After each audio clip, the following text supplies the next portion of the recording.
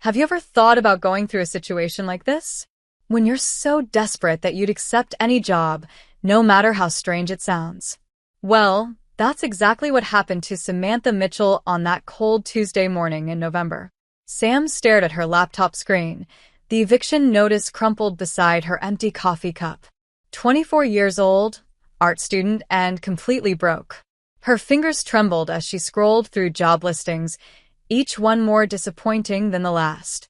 Waitress positions that barely paid minimum wage, cleaning jobs that wouldn't even cover her rent, and internships that required her to work for free. "This is ridiculous," she muttered, running her hands through her messy brown hair. 3 months behind on rent, student loans piling up like a mountain she'd never climb, and her credit cards maxed out. She was drowning, and there was no lifeline in sight. That's when she saw it. A classified ad that made her stop scrolling immediately, seeking young woman for unconventional escort services. Must be discreet, adaptable, and willing to follow specific instructions. Compensation: $50,000 for 3 months of work. Serious inquiries only. $50,000. Sam's heart raced. That amount would solve every single one of her problems. She could pay off her debts, finish her degree, and maybe even have enough left over to pursue her dream of opening her own art gallery. But escort services? Her stomach churned. She wasn't naive. She knew what that usually meant. Still, the word unconventional caught her attention. Maybe it was different? Maybe it was just companionship for lonely rich people? Before she could overthink it, Sam clicked on the contact information and found herself dialing the number. Her hands shook as she pressed each digit. Sterling Enterprises, Catherine speaking. The voice was crisp, professional, with a slight hint of authority that made Sam straighten her posture even though they weren't face to face. "Hi, I'm calling about the classified ad." Sam's voice came out smaller than she intended. There was a pause. Which ad specifically? The one about unconventional escort services? Another pause, longer this time. "I see. Can you meet me today at 3 p.m.? Hey, if you're enjoying this story, go ahead and drop a like to help us grow even more. And let me know in the comments, on a scale from 0 to 10, what score would you give this story so far? Your feedback makes all the difference. The Ritz-Carlton Downtown, Penthouse Suite. Ask for Catherine Blackwood. Blackwood. Sam recognized that name. It was plastered all over the financial news. The tech heiress worth millions, always photographed at charity galas with different handsome men on her arm. "Yes, I can be there," Sam heard herself saying. "Excellent. And Miss Mitchell. Samantha Mitchell. Miss Mitchell, please dress professionally. This is a business meeting, nothing more. We'll discuss the details of the arrangement in person." The line went dead, leaving Sam staring at her phone in disbelief. Had she really just agreed to meet a millionaire about some mysterious job? She spent the next 4 hours preparing, trying on every piece of decent clothing she owned. Finally settling on a simple black dress and her only pair of heels that weren't falling apart, Sam stood in front of her cracked mirror. "You can do this," she whispered to her reflection. "It's just a meeting. Just hear what she has to say."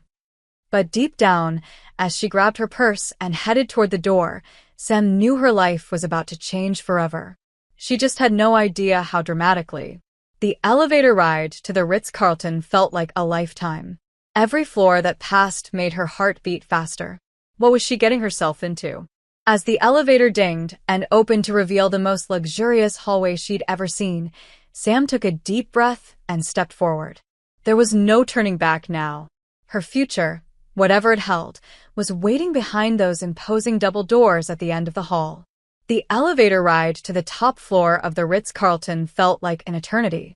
Sam's palms were sweating as she watched the numbers climb higher and higher. When the doors finally opened, she was greeted by a private foyer with marble floors and crystal chandeliers that probably cost more than her entire education. "Miss Mitchell?" A tall, elegant woman appeared from behind double doors. Catherine Blackwood was even more stunning in person than in the magazines. Her dark hair was pulled back in a perfect chignon, and she wore a tailored navy suit that screamed expensive. But it was her eyes that caught Sam's attention, piercing green eyes that seemed to see right through her. "Yes, that's me," Sam managed to say, trying not to sound as nervous as she felt. "Please come in." Catherine's voice was warm but businesslike as she led Sam into a spacious living room with floor-to-ceiling windows overlooking the city. The view was breathtaking, but Sam tried to focus on why she was there. "Would you like something to drink? Coffee, tea, water?" Catherine asked, gesturing for Sam to sit on a cream-colored sofa that looked like it belonged in a museum. "Water would be great, thank you." Sam's mouth was dry, and her hands were still trembling slightly. Catherine poured 2 glasses of sparkling water from a crystal decanter and sat across from Sam, crossing her legs elegantly. For a moment, they just looked at each other, sizing each other up. "I'm sure you're wondering what this is all about," Catherine finally said, her voice taking on a more serious tone. "The job I'm offering is unique. It requires complete discretion and a certain level of performance that not everyone can handle." Sam nodded, trying to appear more confident than she felt. "I understand. I'm willing to do whatever it takes." Catherine's eyebrows raised slightly. "Whatever it takes. That's a dangerous thing to say, Miss Mitchell. Especially when you don't know what you're committing to." There was something in Catherine's expression that made Sam's heart skip a beat. Was it amusement? Intrigue? "Let me be direct," Catherine continued, leaning forward slightly. "I need someone to pretend to be my boyfriend. In public. At social events, business dinners, charity galas, anywhere the media might be watching." Sam blinked, sure she had misheard. "Your boyfriend?" "Yes. You see, my family and the board of directors at my company have very traditional views about relationships and marriage. They've been pressuring me to settle down with a suitable man for years. The media attention around my personal life has become problematic for business." Catherine stood up and walked to the window, her back to Sam. "I need someone who can play the part convincingly. Someone who can dress like a man, act like a man, and make everyone believe that Catherine Blackwood has finally found her Prince Charming." The room was silent except for the soft hum of the air conditioning. Sam felt like the world had tilted off its axis. This wasn't what she had expected at all. "But I'm a woman," Sam said quietly, stating the obvious. Catherine turned around, a small smile playing at the corners of her mouth. "Exactly. That's what makes this arrangement perfect. You have no romantic interest in me, and I have no romantic interest in you. It's purely business. Clean, simple, no complications." But as Catherine's eyes met hers, Sam felt something flutter in her chest that definitely wasn't simple. There was an intensity in Catherine's gaze that made her feel exposed, vulnerable. "You would need to cut your hair, learn to walk and talk differently, study men's fashion and behavior. It wouldn't be easy," Catherine continued. "But in return, you'd receive $50,000 plus a clothing allowance and access to the best stylists and coaches money can buy." Sam's mind was racing. $50,000 to pretend to be a man and date one of the most beautiful women she'd ever seen? It sounded insane, impossible. And yet, why me? Sam asked. Why not hire a professional actor or someone with experience? Catherine sat back down, closer this time. So close that Sam could smell her perfume, something expensive and intoxicating. Because actors are too recognizable. And professionals in this line of work often have complications. You're perfect because you're unknown. You need the money badly enough to be committed, and... Catherine paused, studying Sam's face carefully. And you have the right bone structure. With the right styling, you could easily pass for a handsome young man. Sam felt heat rise to her cheeks under Catherine's scrutiny. The way this woman looked at her was doing things to her pulse that she didn't want to analyze too closely. I need an answer today, Catherine said softly, her voice dropping to almost a whisper. The contract would be for 3 months. 3 months of pretending to be my devoted boyfriend, and then we go our separate ways. No strings attached, no complications. Sam's throat felt dry despite the water she had been sipping. 3 months seemed like both an eternity and no time at all. What if someone finds out? She managed to ask. What if we get caught? Catherine's smile was confident, almost predatory. That won't happen. I have the best people working for me. Hairstylists, makeup artists, voice coaches, personal trainers.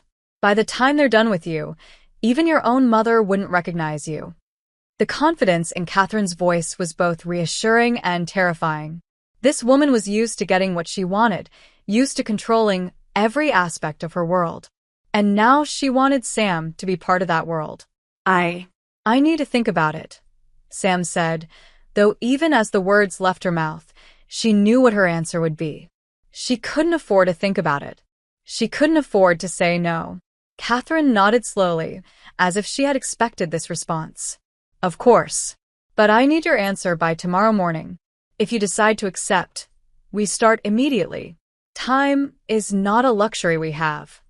She stood up gracefully and walked to a side table, retrieving an elegant business card.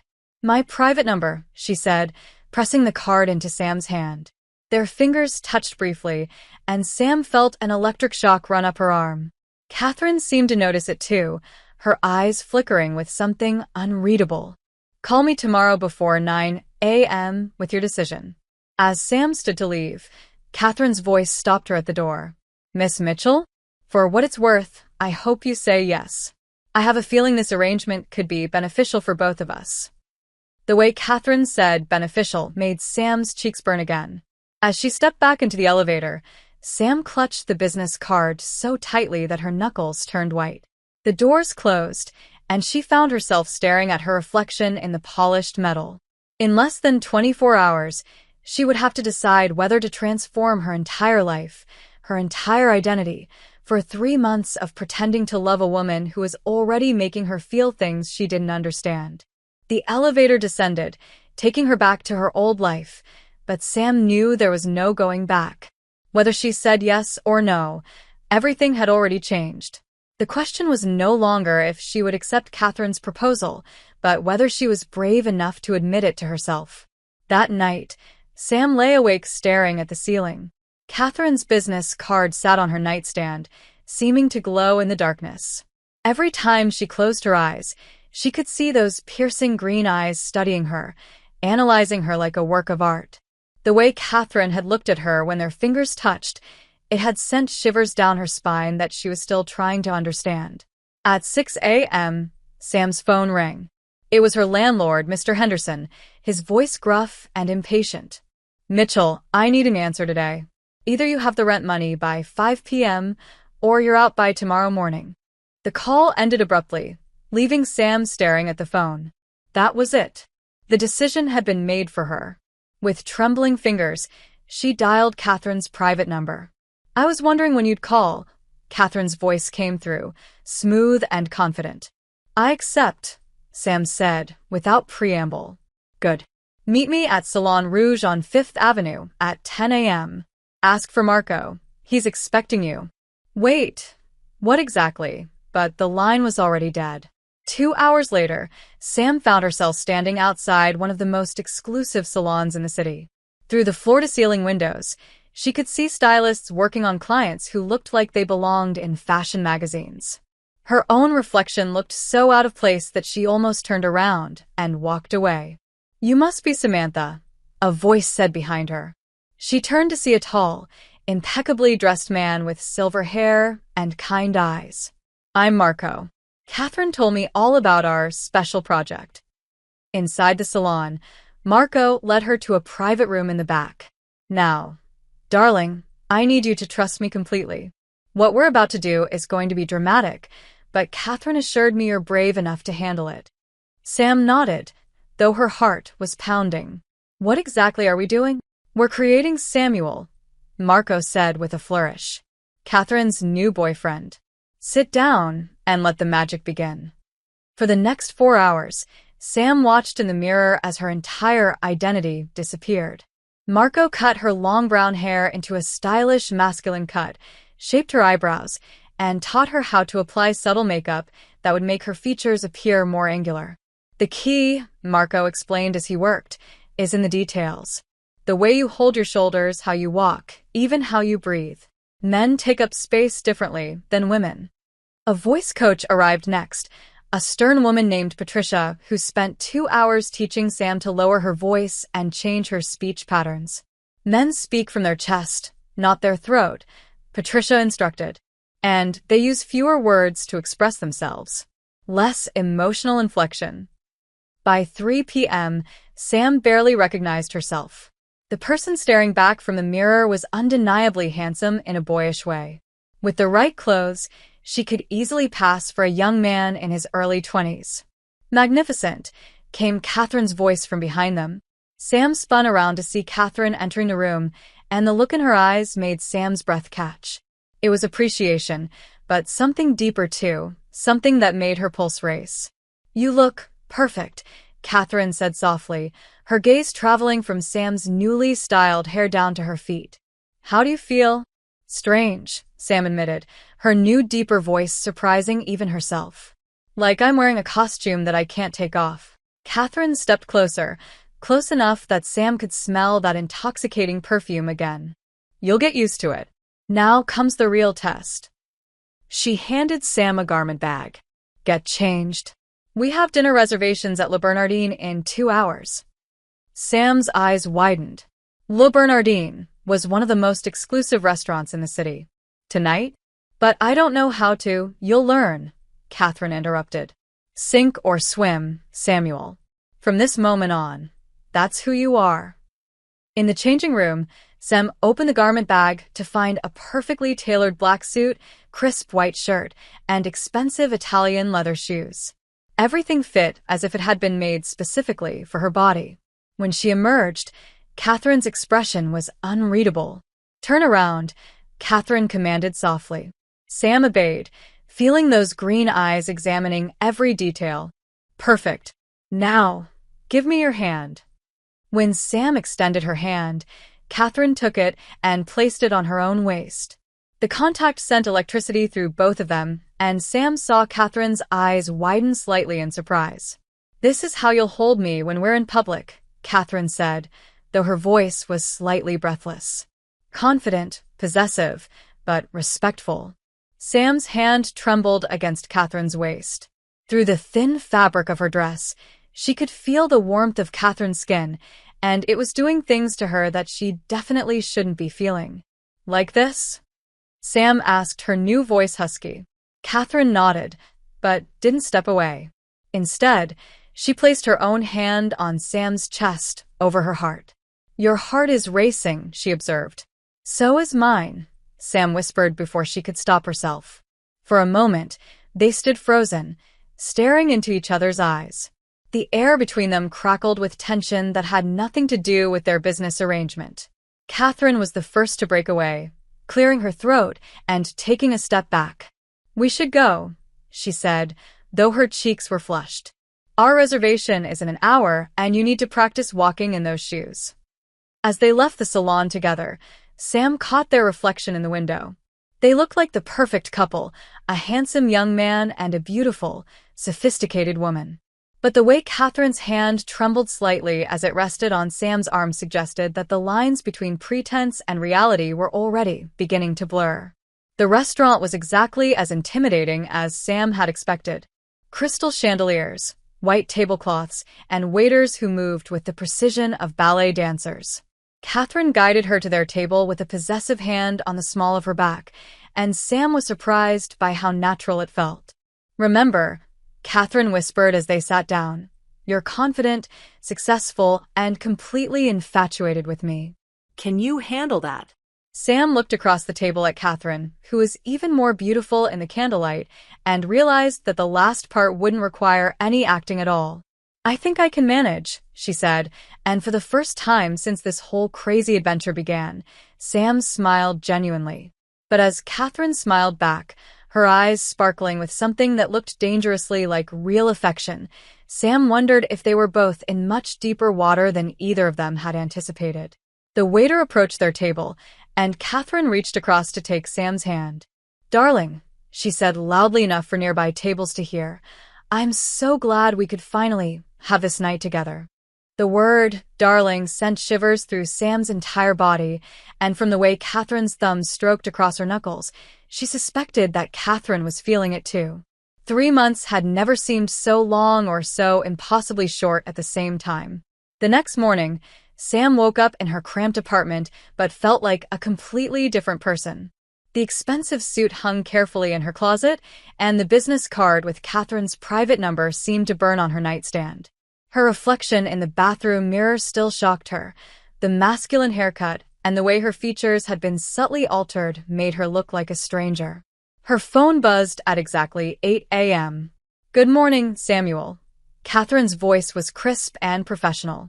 "I hope you practiced your new voice last night. We have our first official appearance this afternoon." "Where are we going?"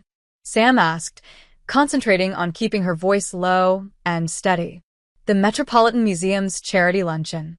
300 of New York's most influential people will be there, including several board members from my company and at least a dozen reporters." Sam's stomach dropped. "Reporters? Catherine, I don't think I'm ready for—" "You're ready," Catherine interrupted firmly. "Marcus will pick you up at noon. Wear the navy suit from yesterday's shopping trip." Marcus turned out to be Catherine's personal driver, a middle-aged man with kind eyes who didn't ask any questions when Sam slid into the back of the black Mercedes. The drive to the museum felt like a journey to her execution. When they arrived, Catherine was already waiting at the entrance, stunning in an emerald green dress that made her eyes look even more incredible. "You look nervous," she observed as Sam approached. "Relax your shoulders. Remember your posture." Before Sam could respond, Catherine slipped her arm through Sam's and leaned into her as if they'd been together for years. The contact sent familiar electricity through Sam's body. "Just follow my lead," Catherine whispered, her breath warm against Sam's ear. "And remember, you're madly in love with me." The next 2 hours were a blur of handshakes, small talk, and carefully orchestrated displays of affection. Catherine played her part perfectly, gazing at Sam with what looked like genuine adoration whenever someone was watching. Sam found herself getting lost in those green eyes, forgetting sometimes that it was all an act. "Samuel works in sustainable technology," Catherine told a group of business executives. "He's passionate about environmental innovation." Sam nodded, remembering the backstory they'd rehearsed. "It's important that companies take responsibility for their environmental impact," she said, proud that her voice remained steady and masculine. "Catherine's leadership in this area is one of the things I admire most about her." Catherine's hand found Sam's arm, squeezing gently. The approval in her eyes made Sam's heart race. "And this is Margaret Huntington," Catherine said, introducing Sam to an elderly woman dripping in diamonds. "She's on the board of directors for Blackwood Technologies." Margaret's sharp eyes studied Sam carefully. "So, you're the young man who's captured our Catherine's heart. She's been quite secretive about you." "I prefer to keep my private life private," Sam replied, channeling the confidence she'd been practicing. "Catherine is worth protecting from unnecessary media attention." "How romantic," Margaret said, though her tone suggested she wasn't entirely convinced. "And what are your intentions with our Catherine?" The question hung in the air like a challenge. Sam felt Catherine tense beside her. "I intend to make her happy," Sam said simply. "For as long as she'll have me." The sincerity in her own voice surprised her. Catherine's eyes widened slightly, and for a moment, Sam forgot they had an audience. "How lovely," Margaret finally said. "Catherine, dear, you've chosen well." As Margaret walked away, Catherine pulled Sam aside behind a marble column. "That was perfect," she breathed. "You are so convincing that I almost believed it myself." They were standing close, too close for just business partners. Sam could see the golden flecks in Catherine's green eyes, could count the freckles on her nose. "Maybe I was convincing, because I meant it," Sam said before she could stop herself. Catherine's breath hitched. "Samuel, we can't. This is just business," Sam finished. "I know, but that doesn't change how I feel when you look at me like that." "How do I look at you?" Catherine asked, her voice barely a whisper. "Like you're seeing me. The real me. Not the costume, not the act. Me." Catherine's hand rose to touch Sam's cheek, then stopped halfway, as if remembering where they were. "This is dangerous," she whispered. "Feeling this way, it wasn't part of the plan." Before Sam could respond, A flash went off nearby. They turned to see a photographer lowering his camera, grinning. "Perfect shot," he called out. "The new couple everyone's talking about." Catherine immediately stepped back, putting appropriate distance between them, but the damage was done. The moment had been captured, and more importantly, they both knew that what they'd felt had been real. For the rest of the event, they maintained their roles flawlessly, but Sam couldn't stop thinking about the look in Catherine's eyes when she'd almost touched her face. It had been tender, vulnerable, and completely unguarded. As Marcus drove them back into the city, Catherine sat on the opposite side of the car, staring out the window. "Tomorrow we have dinner with my parents," she said without looking at Sam. "They're flying in from Boston specifically to meet you." Sam's blood ran cold. "Your parents?" "Catherine, what if they won't suspect anything," Catherine said, finally turning to look at her. "My mother has been begging me to bring someone home for years. She'll be so thrilled that she won't look too closely." But there was something in Catherine's expression that suggested she was trying to convince herself as much as Sam. "There's something else," Catherine continued. "The dinner is at my penthouse.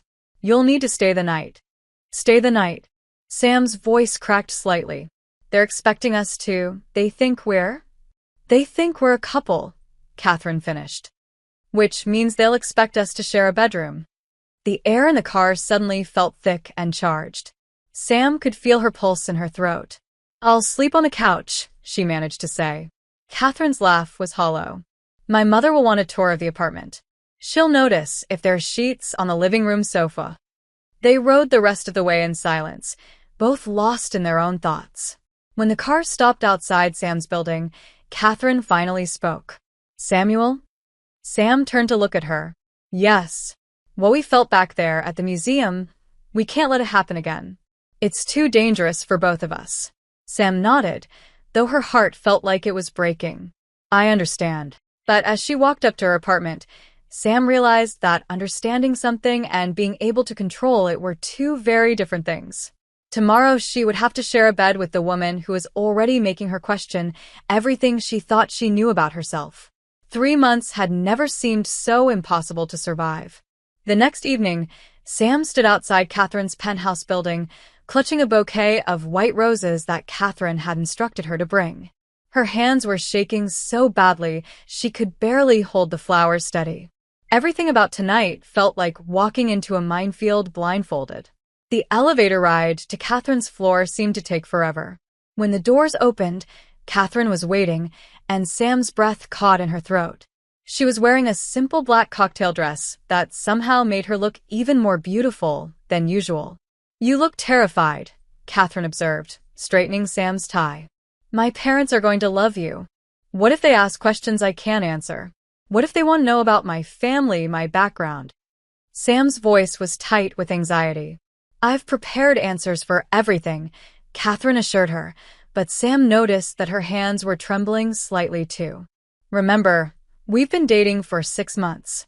We met at a tech conference in San Francisco.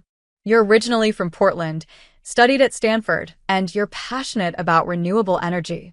Catherine's penthouse was breathtaking, with panoramic views of the city and furnishings that looked like they belonged in a museum. But Sam barely noticed the luxury because her attention was immediately drawn to the couple standing by the floor-to-ceiling windows. Charles Blackwood was exactly what Sam had expected, tall, distinguished, with silver hair and an expensive suit. But it was Catherine's mother who surprised her. Eleanor Blackwood was petite and elegant, with Catherine's same green eyes and a warm smile that immediately put Sam at ease. "You must be Samuel," Eleanor said, crossing the room with her arms outstretched. "I'm so happy to finally meet you. Catherine has told us so much about you." Sam accepted Eleanor's embrace, surprised by the genuine warmth in it. "It's wonderful to meet you too, Mrs. Blackwood. Catherine speaks about you constantly." "Please call me Eleanor," she said, stepping back to study Sam's face. "And these flowers are lovely. Catherine always did prefer white roses." Catherine appeared at Sam's side, slipping her arm around Sam's waist in a gesture that was becoming disturbingly natural. "Shall we have dinner? I know you must be hungry after the flight from Boston." Dinner was an elaborate affair, for courses served on china so delicate Sam was afraid to touch it. Charles dominated the conversation at first, discussing business and politics with the confidence of someone accustomed to being heard. But it was Eleanor who asked the personal questions that made Sam's heart race. "Tell me about your family, Samuel," Eleanor said over the soup course. "Are your parents still in Portland?" Sam had rehearsed this answer dozens of times, but sitting across from Catherine's mother made her throat feel dry. "My parents passed away in a car accident when I was in college," she said quietly. "I don't have any siblings." It wasn't entirely a lie. Sam's father had died when she was young, though her mother was very much alive. But the story explained why there wouldn't be any family meetings or background checks. Eleanor's expression softened immediately. "Oh, you poor dear. I'm so sorry." That must have been incredibly difficult. Catherine's hand found Sam's under the table, squeezing gently. The contact sent familiar electricity up Sam's arm, but this time it felt like comfort rather than attraction. "It was," Sam said, "but it taught me to appreciate the people who matter. Like Catherine." The sincerity in her own voice surprised her again. When she looked at Catherine, she saw something in those green eyes that made her chest tighten, tenderness mixed with something that looked dangerously like real affection. "How did you know Catherine was the one?"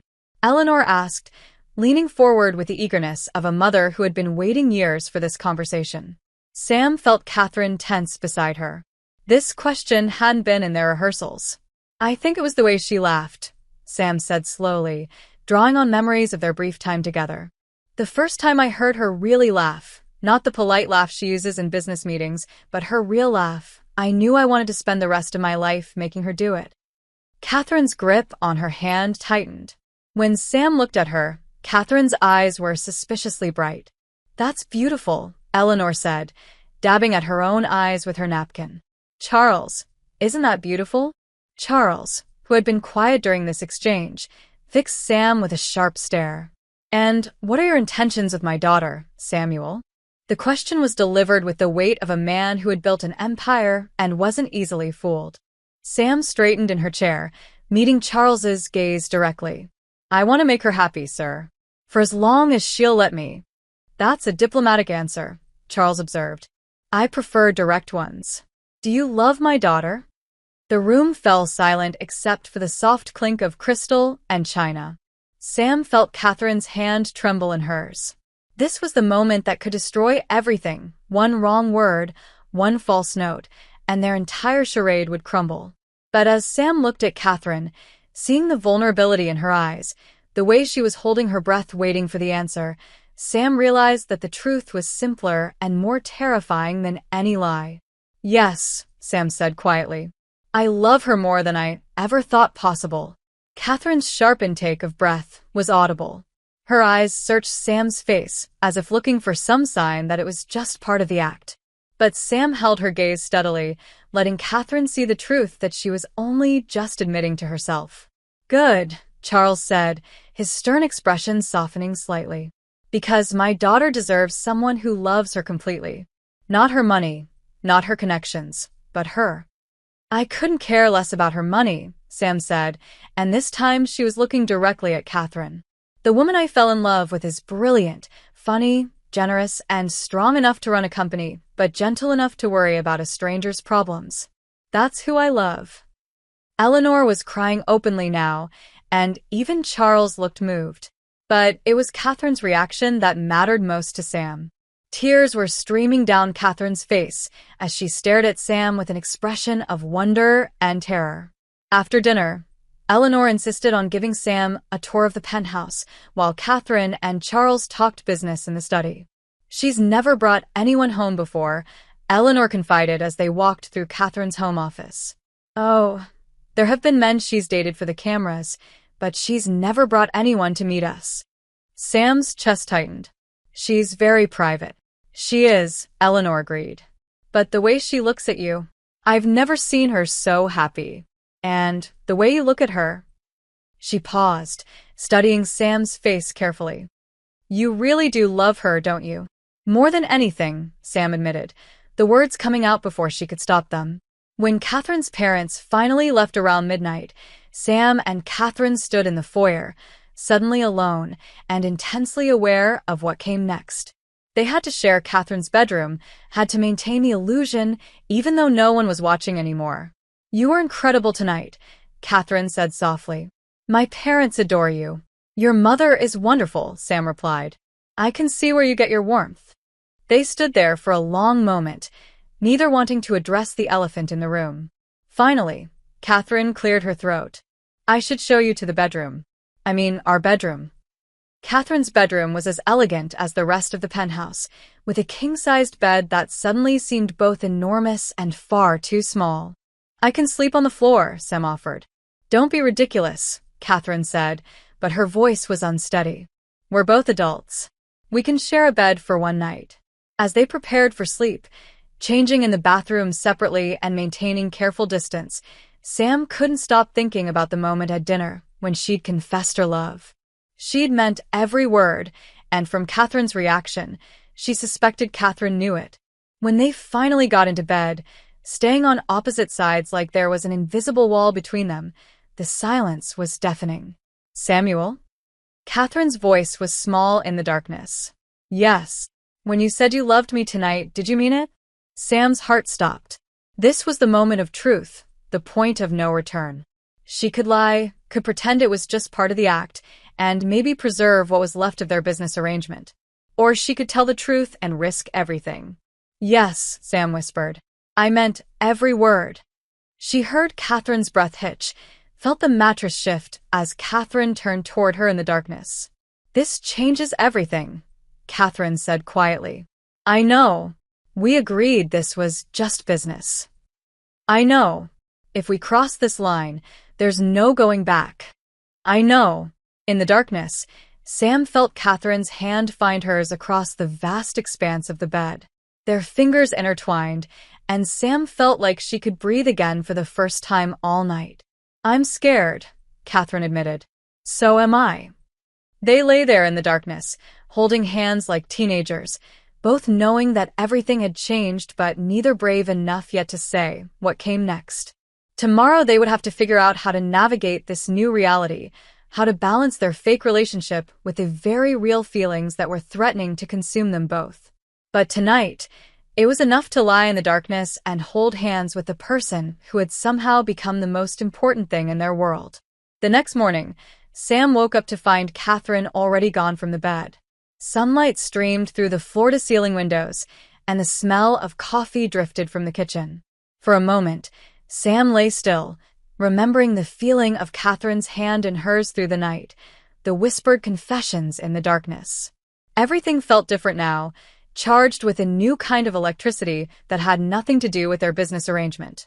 Sam found Catherine in the kitchen, still in her silk pajamas, staring out at the city skyline with a cup of coffee in her hands. She looked beautiful and vulnerable in the morning light, her dark hair falling in waves around her shoulders. "Good morning," Sam said softly, not wanting to startle her. Catherine turned, and Sam saw the uncertainty in her green eyes. "Morning. I made coffee." The normalcy of the gesture felt surreal after everything that had happened. Sam poured herself a cup, acutely aware of every movement, every breath in the space between them. "About last night," Catherine began, then stopped, seeming to struggle with the words. "I think we need to talk about what this means for our arrangement." Sam's heart sank. Here it was, the conversation where Catherine would remind her that this was all just business, that her confession had been a mistake. "I understand if you want to end the contract," Sam said quietly. "I crossed a line and No," Catherine interrupted, setting down her coffee cup with shaking hands. "That's not what I want. That's the problem." She turned to face Sam fully, and the intensity in her eyes made Sam's breath catch. "Samuel, I haven't been able to stop thinking about what you said. About loving me. And the terrifying thing is..." Catherine's voice dropped to a whisper. "I think I'm falling in love with you too." The words hung in the air between them, heavy with possibility and danger. Sam set down her own cup before she could drop it. "Catherine, I know it's crazy," Catherine continued, her words coming faster now as if she needed to get them all out before she lost her nerve.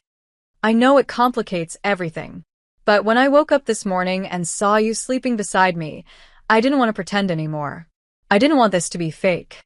Sam took a step closer, close enough to see the golden flecks in Catherine's eyes. Then don't pretend. Not with me. Catherine's hand rose to touch Sam's cheek, the gesture she had started at the museum but hadn't finished. This time she didn't stop. Her palm was warm against Sam's skin, and Sam leaned into the touch instinctively. "This changes everything," Catherine whispered. "I know," Sam said, covering Catherine's hand with her own. "Are you sure you're ready for that?" Instead of answering with words, Catherine stepped closer, closing the distance between them. Her free hand came up to rest on Sam's chest, over her heart. "I've never been sure of anything in my life," she admitted. "But I'm sure of this. I'm sure of you." The kiss happened slowly, tentatively at first. Catherine's lips were soft and warm, and she tasted like coffee and something indefinably sweet. Sam's arms came up to wrap around Catherine's waist, pulling her closer, and Catherine melted into the embrace with a soft sigh that made Sam's heart race. When they finally broke apart, both were breathing hard. Catherine's cheeks were flushed, and her eyes were bright with unshed tears. "I never expected this," she whispered against Sam's lips. "I never expected you." "Neither did I," Sam admitted. "But I'm not sorry it happened." Catherine smiled, the first genuine, unguarded smile Sam had ever seen from her. It was radiant, transforming her entire face. "My parents loved you, you know," she said, her arms still around Sam's neck. "My mother called this morning to tell me how wonderful you are." "What did you tell her?" "That she was right," Catherine said simply. "That you are wonderful, and that I'm lucky to have you." The words should have been part of their act, but Sam could hear the sincerity in Catherine's voice. This wasn't for show anymore. This was real. Their phones buzzed simultaneously, interrupting the moment. Catherine reluctantly stepped back to check her messages, and her expression immediately changed. "What is it?" Sam asked, recognizing the look of professional concern that had replaced Catherine's soft expression. "Remember that photographer from the museum yesterday?" Catherine held up her phone, showing Sam the screen. "The picture of us is on the front page of the society section. Catherine Blackwood's mystery man finally revealed." Sam read over Catherine's shoulder, her stomach dropping as she saw their image. Catherine looking up at Sam with obvious adoration, Sam gazing down at her with unmistakable tenderness. The caption read, "Sources close to the couple say they've never seen Blackwood so happy." "This is good, right?" Sam asked uncertainly. "This is what we wanted. Public proof of our relationship." Catherine scrolled through more articles on her phone, her frown deepening. "Yes, but it's also attracted more attention than I expected. I have 3 interview requests already this morning, and my publicist says there are photographers outside the building." As if on cue, Catherine's phone rang. She glanced at the caller ID and sighed. "It's my publicist. I have to take this." Sam listened to Catherine's side of the conversation, hearing words like media strategy and exclusive interview and damage control. When Catherine hung up, she looked troubled. "What's wrong?" Sam asked. "Margaret Huntington, the board member we met yesterday, has requested a private dinner with us tomorrow night. She wants to get to know me better," Catherine said, making air quotes. Apparently our performance yesterday wasn't quite convincing enough for her. Sam's blood ran cold. Margaret Huntington had been skeptical from the moment they'd met. If she suspected something, what does that mean?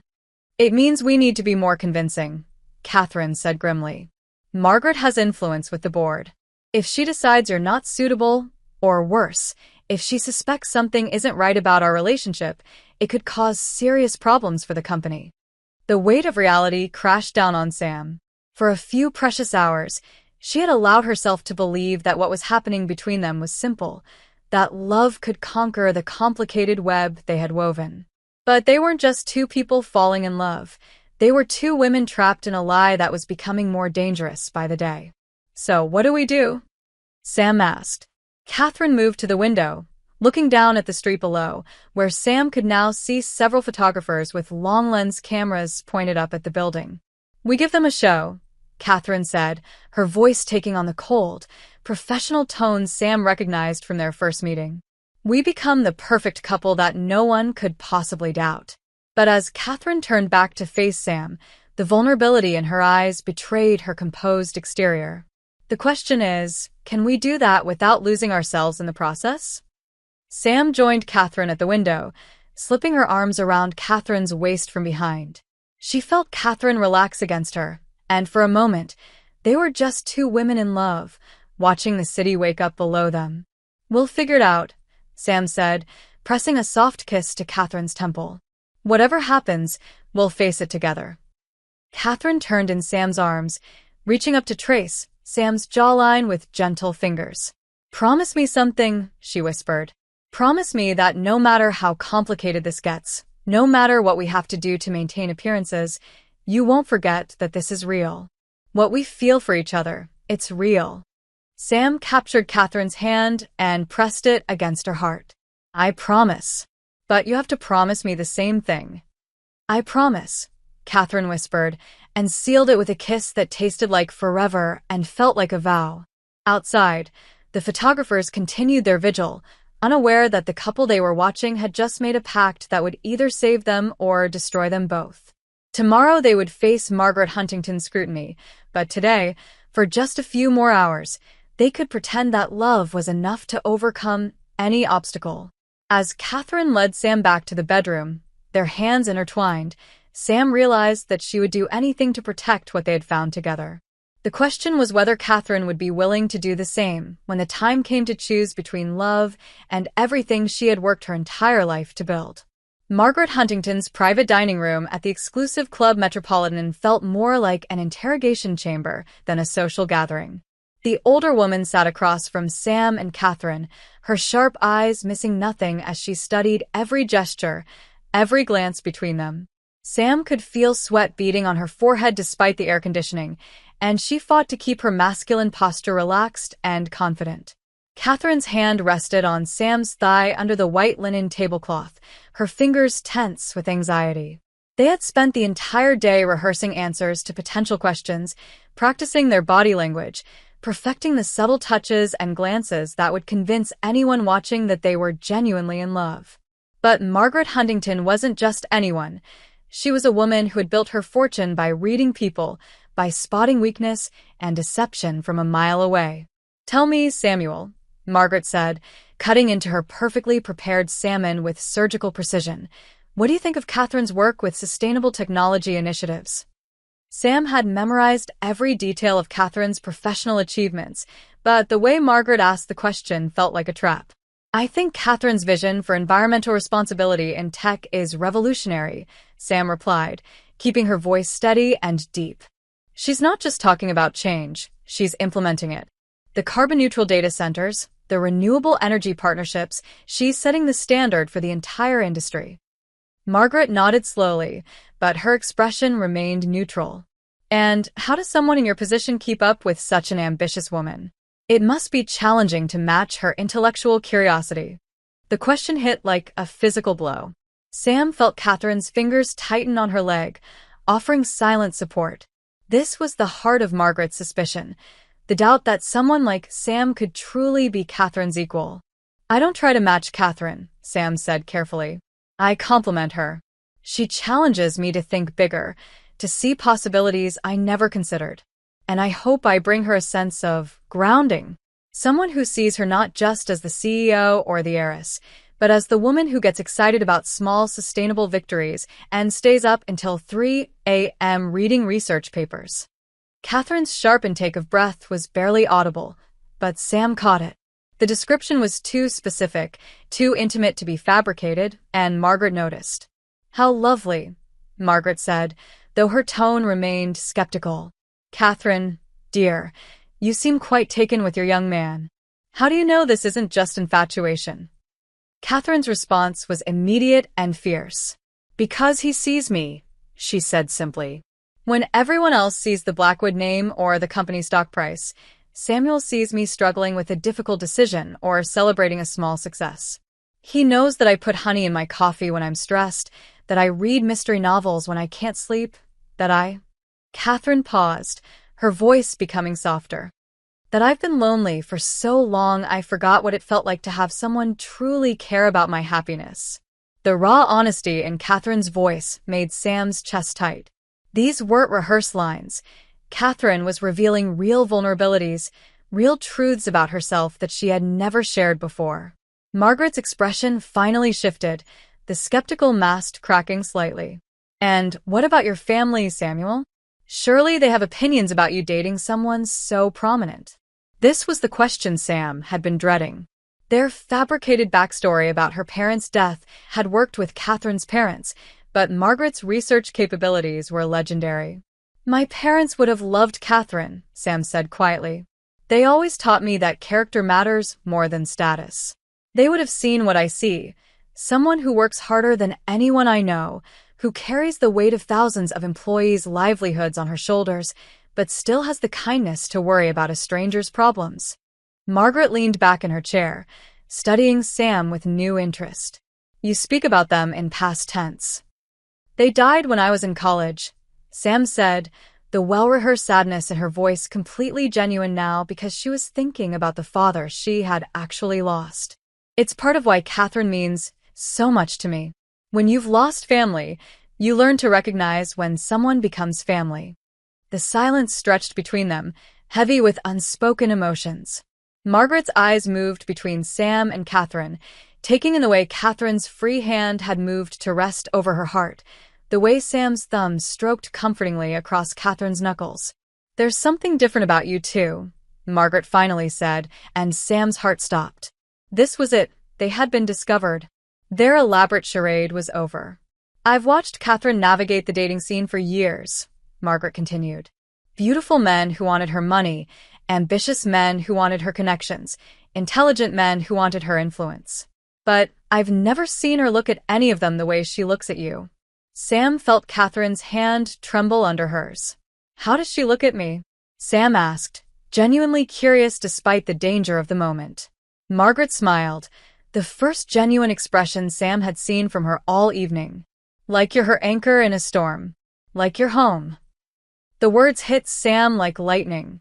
She turned to look at Catherine and saw tears gathering in those green eyes, saw an expression of wonder and terror and hope all mixed together. "And you," Margaret said, turning her attention to Sam. "You look at her like she hung the moon and stars just for you."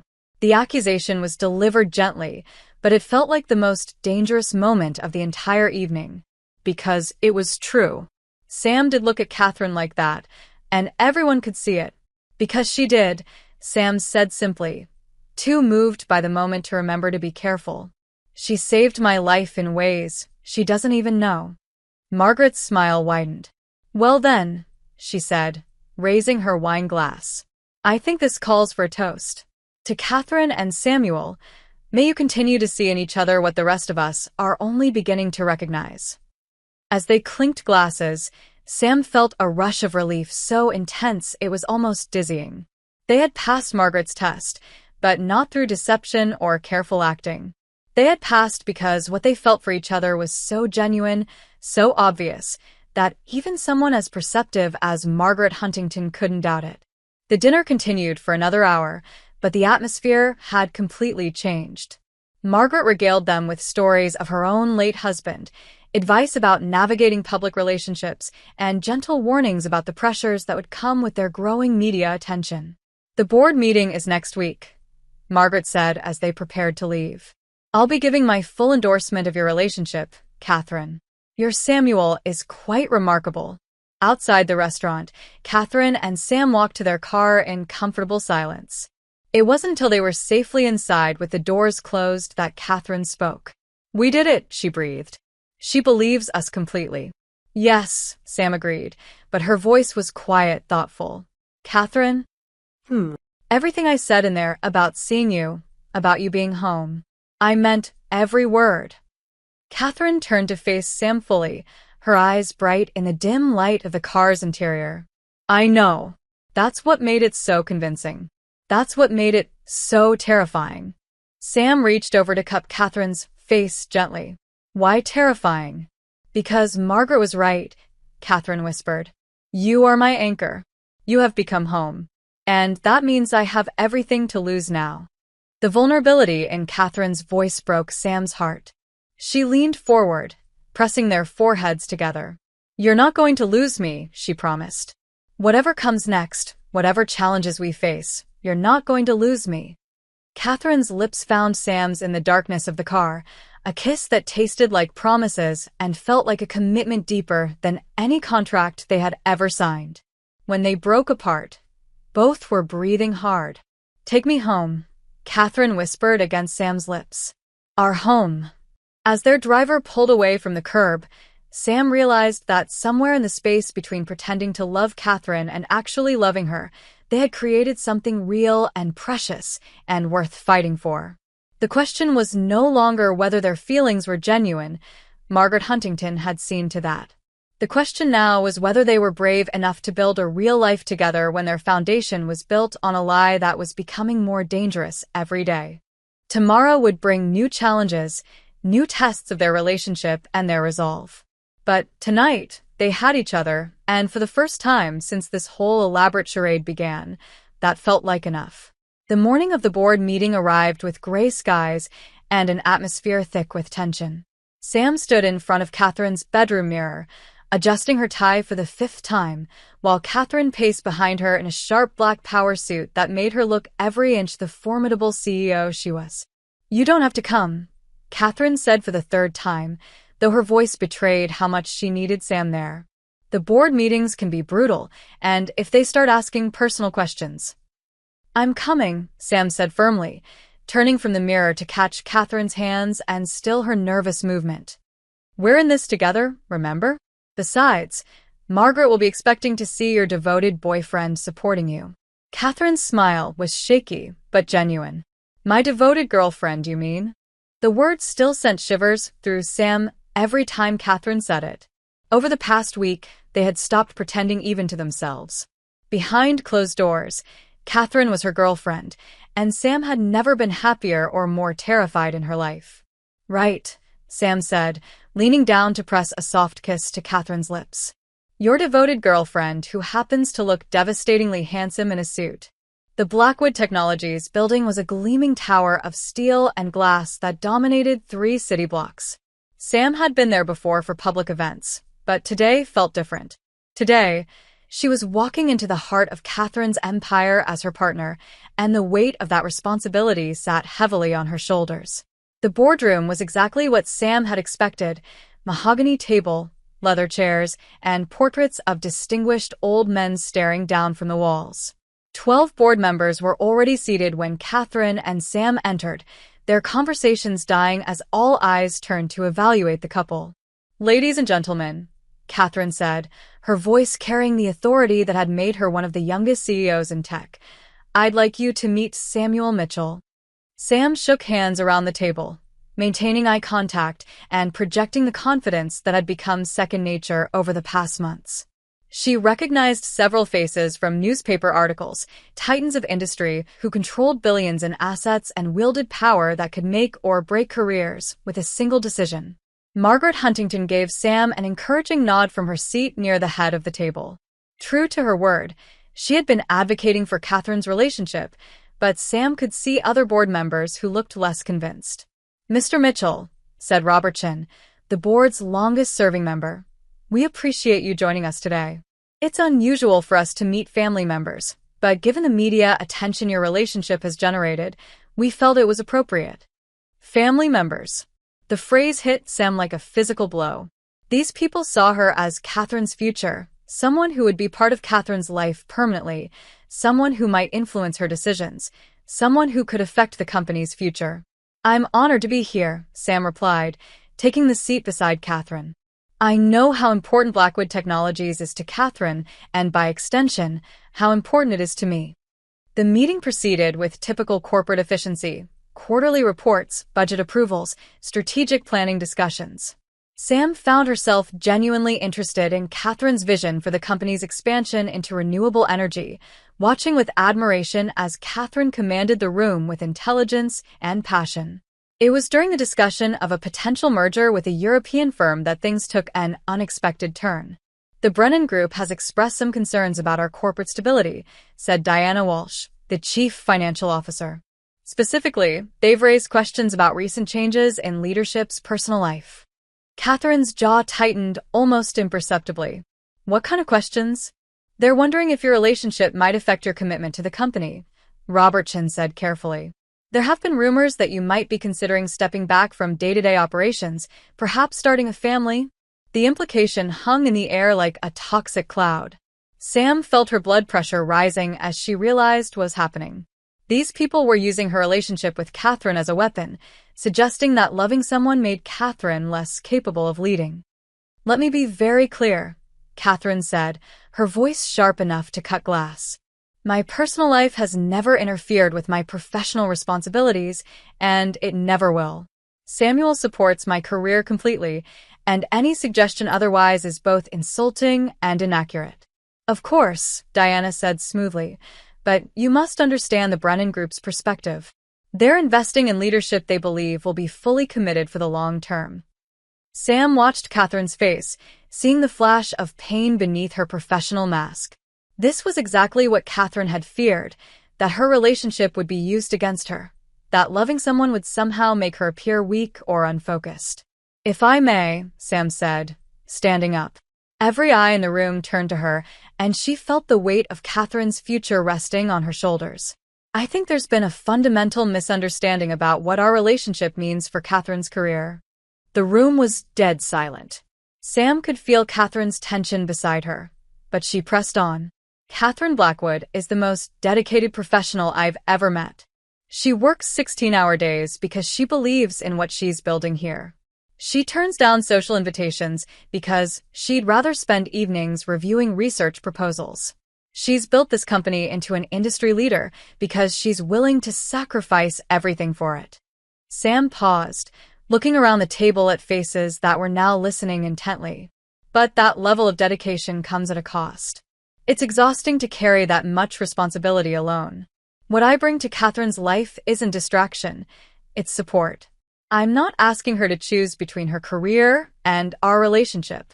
I'm asking her to let me help her be even better at the job she was born to do. The silence stretched for long moments.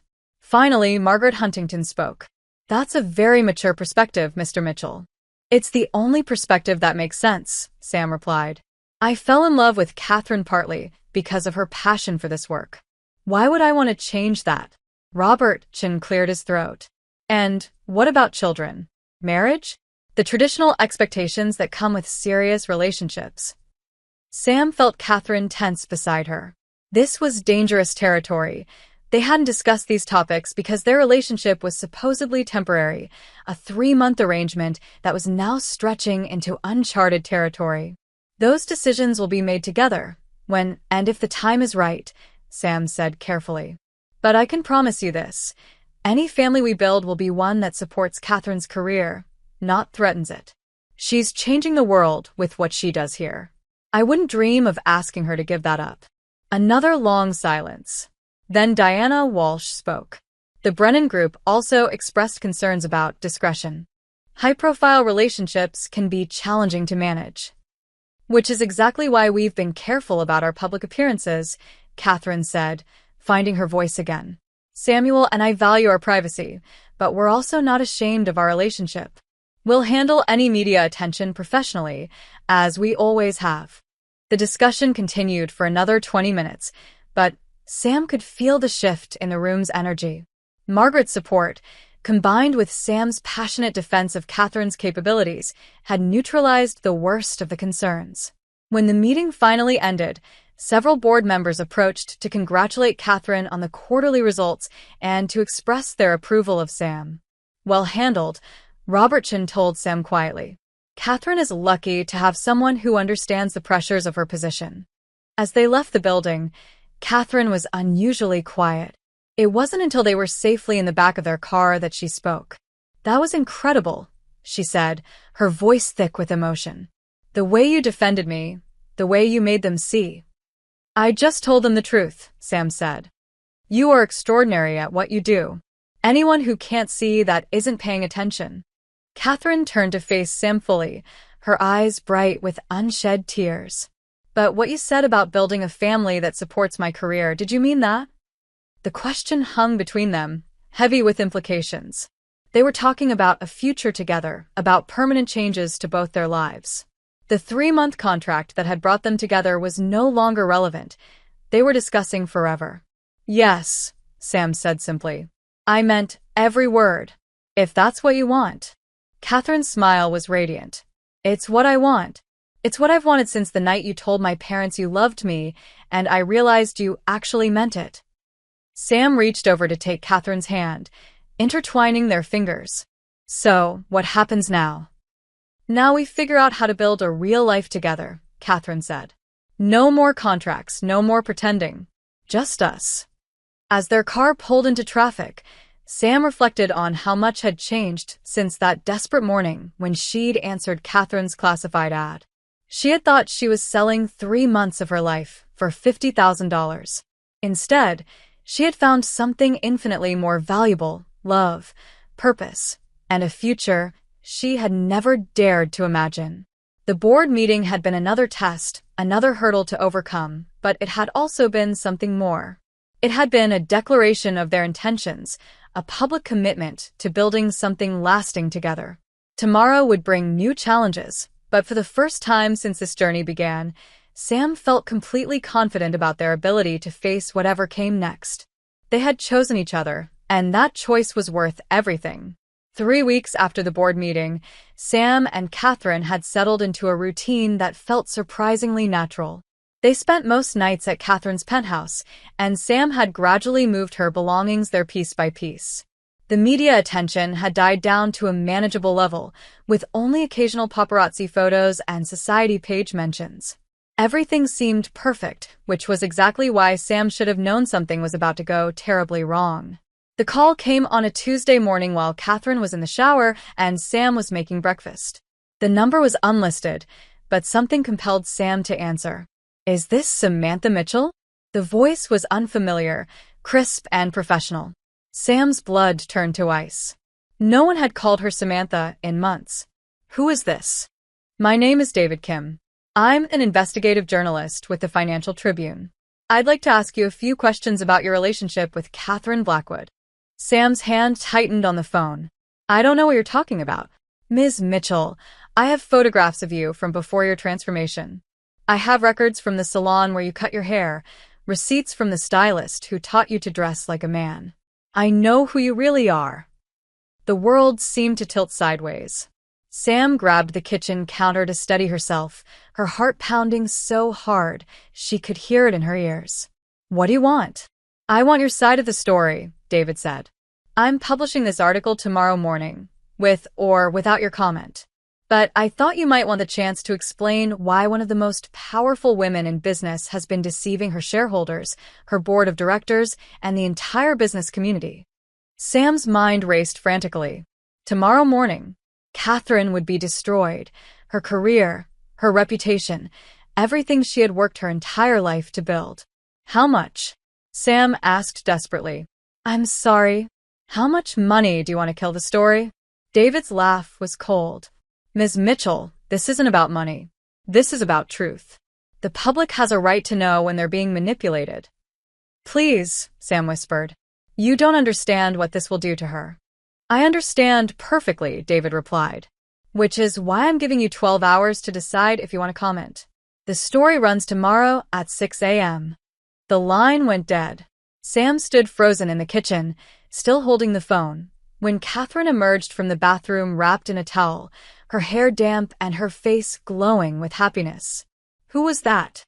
Catherine asked, noticing Sam's pale complexion. "Wrong number," Sam managed to say. "Are you okay? You look like you've seen a ghost." Sam forced a smile. "I'm fine. Just tired." But she wasn't fine. For the rest of the day, Sam moved through their normal routine like a robot. She accompanied Catherine to lunch with investors, smiled, and played the role of the devoted boyfriend, but inside, she was screaming. Every moment felt precious and fragile, like holding butterfly wings. Catherine noticed her distraction during dinner. "You've been quiet today," she observed, reaching across the table to take Sam's hand. Is something wrong? Sam looked into those green eyes that had become her whole world and felt her heart breaking. Just thinking about how much I love you, she said, which was true, even if it wasn't the whole truth. Catherine's smile was radiant. I love you too. More than I ever thought possible. That night, Sam lay awake listening to Catherine sleep beside her, memorizing the sound of her breathing, the way she curled into Sam's side, the soft sighs she made in her dreams. At 3 a.m., Sam carefully extracted herself from Catherine's arms and went to the living room to think. She could run. She could disappear before the story broke, leave Catherine to deal with the aftermath alone. But that would make Catherine look like a victim of fraud, someone who had been deceived and used. It might actually help her reputation in some ways. Or she could stay and face the storm together. But that would mean Catherine's career would be destroyed along with her own life. There was a third option, one that made Sam's stomach turn but seemed like the only way to protect Catherine completely. She could confess everything to Catherine now, tonight, and let Catherine decide how to handle it. At least then Catherine would have a few hours to prepare, to get her legal team involved, to control the narrative. Sam was reaching for her phone to wake Catherine when she heard a key in the lock. Panic flooded through her. No one else had access to the penthouse. But then Catherine appeared in the doorway, fully dressed, her face pale and drawn. Catherine, what are you doing up? Where have you been? I got a call, Catherine said quietly. From my head of security. Someone's been asking questions about you, Samuel. About us. Sam's heart stopped. What kind of questions? The kind that could destroy everything, Catherine said, walking slowly into the living room. David Kim from the Financial Tribune. He knows Samuel. He knows everything. The silence stretched between them like a chasm. Finally, Sam found her voice. How long have you known? I've suspected for weeks, Catherine admitted. Little things that didn't add up. But I didn't want to believe it. I kept telling myself I was being paranoid. Catherine, I can explain. Can you? Catherine's voice was sharp with pain. Can you explain why you lied to me? Why you let me fall in love with a fiction? Sam stood up, desperate to bridge the distance between them. It wasn't fiction. My feelings for you, everything between us, that was real. Was it? Catherine's eyes were bright with unshed tears. How can I believe anything you tell me now? How do I know what was real and what was part of the performance you were paid to give? Because you know me, Sam said desperately. You know who I am when we're alone together. That person is real, Catherine. Everything I feel for you is real. Catherine laughed bitterly. I don't even know your real name. Is it actually Samantha? Yes, Sam whispered. That part was true. But you're not Samuel Mitchell from Portland who studied at Stanford. You're not the orphan tech entrepreneur who fell in love with me at first sight. You're someone I hired to pretend to be my boyfriend, and somewhere along the way, the lines got blurred. Each word hit Sam like a physical blow. The lines didn't get blurred, she said fiercely. I fell in love with you. Completely, desperately, hopelessly in love with you. That was never part of the act. How convenient, Catherine said coldly. The desperate art student who needed money fell in love with the millionaire. Forgive me if I'm having trouble believing in the purity of your motivations. Sam felt tears streaming down her face. That's not fair. You know that's not who I am. Do I? Catherine turned away, staring out at the city lights. I thought I knew who you were. I thought I had found someone who loved me for myself, not for my money or my connections. But you've been lying to me from the very beginning. I wanted to tell you, Sam said desperately. So many times, I almost told you the truth. But I was scared of losing you. So instead you let me fall deeper in love with a lie, Catherine said, her voice breaking. You let me bring you home to meet my parents. You let me defend our relationship to the board. You let me plan a future with someone who doesn't even exist. Sam moved closer, aching to comfort Catherine but afraid to touch her. I exist. The woman who loves you more than anything in this world, she exists. The woman who would do anything to protect you, she's real. Catherine finally turned around, and the pain in her eyes was devastating. But she's also the woman who's about to destroy everything I've worked for. When that story breaks tomorrow, it won't just be about you lying about your identity. It'll be about me lying to my board, to my shareholders, to everyone who trusted me. We can fight it, Sam said desperately. We can deny it, or we can get ahead of the story. With what? Catherine interrupted. More lies? I'm done lying, Samuel. Or Samantha. I don't even know what to call you anymore. The formal distance in Catherine's voice was worse than any anger could have been. Call me Sam, she whispered. Just Sam. That's who I really am. Catherine nodded slowly. Okay, Sam. Here's what's going to happen. You're going to leave. Tonight. Before the story breaks. And we're never going to see each other again. Catherine, please. It's the only way to minimize the damage, Catherine continued as if Sam hadn't spoken. I can claim I was deceived too, that I was as much a victim as anyone else. My legal team thinks it might work. Sam felt like she was drowning. What about us? What about everything we built together? Catherine's smile was broken and bitter. We didn't build anything together, Sam. We built it on a foundation of lies, and now it's all coming down. The finality in Catherine's voice cut through Sam like a knife. This was really happening. After everything they had shared, all the real moments and genuine emotions, it was ending because of the lie that had brought them together in the first place. I love you, Sam said one last time, putting everything she felt into those 3 words. That was never a lie. Catherine's composure finally cracked, tears streaming down her face. I know, she whispered. That's what makes this so much worse. I love you too, and I always will. But love isn't enough to fix this. As Sam gathered her few belongings, Catherine disappeared into the bedroom, unable to watch her leave. Sam stood at the door for a long moment, looking back at the penthouse that had briefly been home, at the life she was losing forever. I'm sorry, she whispered to the empty room, for everything. Then she walked out into the night, leaving behind the woman she loved and the future they would never have together. Tomorrow, the world would learn the truth about Samuel Mitchell and Catherine Blackwood. But tonight, in the darkness of the city streets, Sam grieved for the love story that had been real in every way except the one that mattered most. If you enjoyed this content and want to support the channel in a special way, try clicking the thanks button below. It's the one with the heart and $sign icon. With super thanks, you can make a direct contribution to the channel, which helps me keep creating awesome videos for you.